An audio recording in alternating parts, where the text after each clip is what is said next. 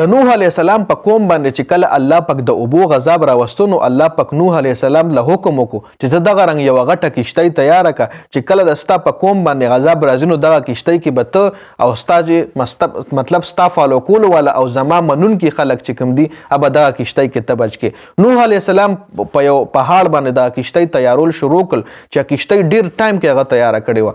هغه ټایم کې د نوح علیه السلام چې کوم سرکشه خلکو د نوح علیه السلام د قوم چې کوم سرکشه خلک کوئی به نوح علیه السلام پورې خندا هم کوله چې مطلب د کشتۍ څه ضرورت دی او ته مطلب کشتۍ ولې تیارې. دغه ټایم کې یو بوډۍ ښځه هم وه چې هغه مسلمانه وه، الله پاک حکمونو په مطابق پې زندګي تیروله.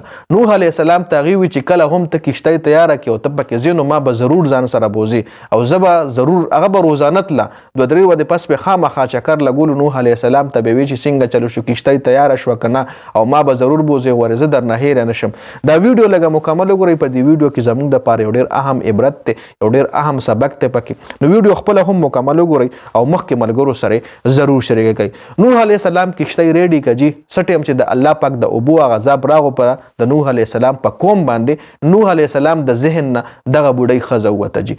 نوح علیه السلام په کشتۍ کې سور شو چې کوم د نوح علیه السلام په قوم کې مسلمانانو مطلب د الله پاک مننو والا خلکو نو هغه نوح علیه السلام سره کشتۍ کې سوارو شو او لاړه جي هغه بچ شو مطلب هغه عذاب نه هغه ځان وویښ جي.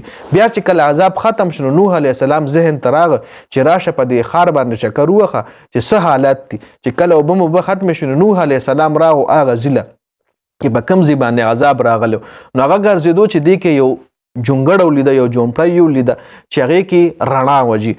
نوح علیه السلام دغلته وردن نه شو دا د هغه بوډۍ جومپړه وه. نو څنګه هغه بوډۍ چې کوم دی دغه نوح علیه السلام ولیدو نو نوح علیه السلام ته یې ویې چې څنګه کشتۍ تیاره شوه بس روانېږو چې سامان زر زر را پیک کړم. نو نوح علیه السلام ډېر زیات حیرانه شو. نوح علیه السلام ته تپوس وکړو چې واقعي ته څه نه خبر، واقعي مطلب ته اوس لکه ستا ذهن کې دا دی چې زه ستا پسې راغلم او تا ځان سره بوځم کشتۍ تیاره شوه تړو بیخي څه نه خبر نه. نو بوډۍ ښځې ولې بلکل نه یم خبر څه وایي مطلب یو شپه نیمه مخکې صرف باران مې لیدلی او داسې اسمان ګړزا مې لږه ډېره اورېدلې وه پوه شوم چې بهر باران وریږي خو نور خو زه د څه نه نیم خبر شوی جي. نو نوح علیه السلام الله پاک نه تپوس وکړو چې یا الله دا څنګه چل دی لکه مطلب دومره غټ غضب راغو او دا بوډۍ ښځه پکې تا څنګه بچ ساتلې وه. نو هغه ټایم په نوح علیه السلام باندې وحي هم نازله شوه چې هغه ټایم نوح علیه السلام باندې چې وحي نازله شوه نو الله پاک ورله ووي چې تا خو د بوډۍ سره واده کړې وه خو چونکې تا د بوډۍ دا واده پوره نه کړه. الله پاک ورله ووي چې د دې ښځې په زړه کې د ستا دپاره ډېر زیات محبت دی جي او بل دې ښځې سره تا واده هم کړې وه چې کله کشتۍ تیاره شي زه به تا ځان سره بوځم. دا بوډۍ ښځه چې کومه ده تا نه هیره شوه خو ما ستا د واده چې کومه ده ستا د وادي ذمهدار زه یم او ما دې بوډۍ ښځې ته غضب ونه ښولو جي. دا الله پاک هغه ټایم په نوح علیه السلام وحي نازله کړه او دا یې ورله ووي چې د ستا د وادي ذمهدار زه یم او ما دې بوډۍ ښځې له هېڅ قسم غضب نه دی ښولی جي. نو دې واقعي مقصد صرف دا دی چې کله موږ د خوږ نبي حضرت محمد صلی الله علیه وسلم په سنت طریقو باندې ژوند تېرو نو چې څنګه دې بوډۍ له ګوره الله پاک دومره غټ غضب ونه ښولو